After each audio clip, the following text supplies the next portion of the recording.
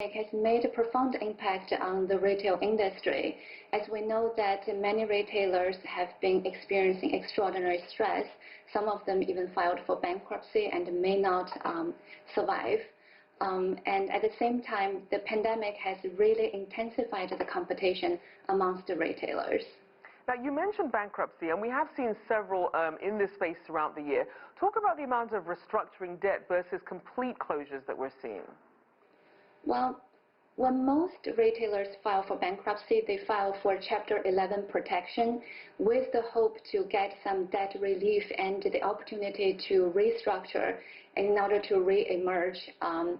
Unfortunately, sometimes it did not really work out in the past. And are you seeing it differently in terms of the major chains, or is it some of these smaller stores that are closing faster than others?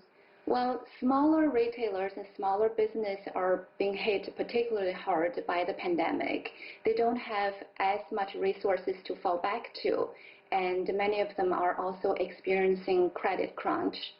So then, in your view then, how much of the retail industry's challenges could be attributed to COVID versus other factors going on?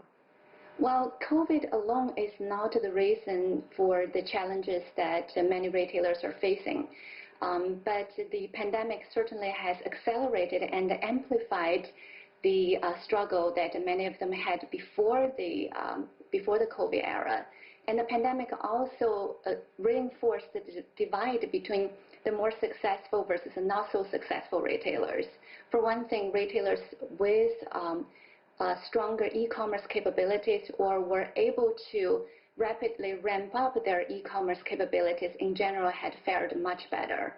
Because it really has been a roller coaster, a lot of these sort of openings and closures and restrictions. So what kind of steps are remaining chains taking to really try and attract and retain consumers? Well, we have been seeing retailers taking actions on multiple fronts. First, many retailers indeed saw the surging demand for online shopping and trying to ramp up their own e-commerce capabilities coupled with delivery capabilities. And second, they saw the need to enforce strict safety and sanitation measures to keep their employees safe and also to give shoppers the reassurance of the safety of in-store shopping.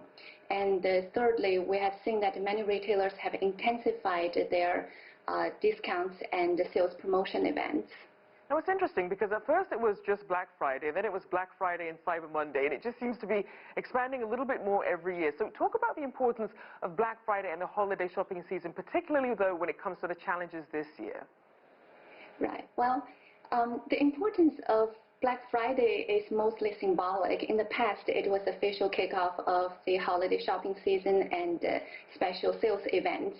But in recent years, retailers have been moving Black Friday-like deals earlier and earlier into right after Halloween. And this year, it started even earlier, essentially amongst the major retailers that had started offering Black Friday-like deals since mid-October. So this year, the holiday shopping season will pan out quite differently. As one of your previous guests mentioned, first of all, many shoppers will shift their holiday shopping online for the concern of safety and health reasons. And in response, retailers are scaling back their traditional in-store holiday promotions and moving more sales events online.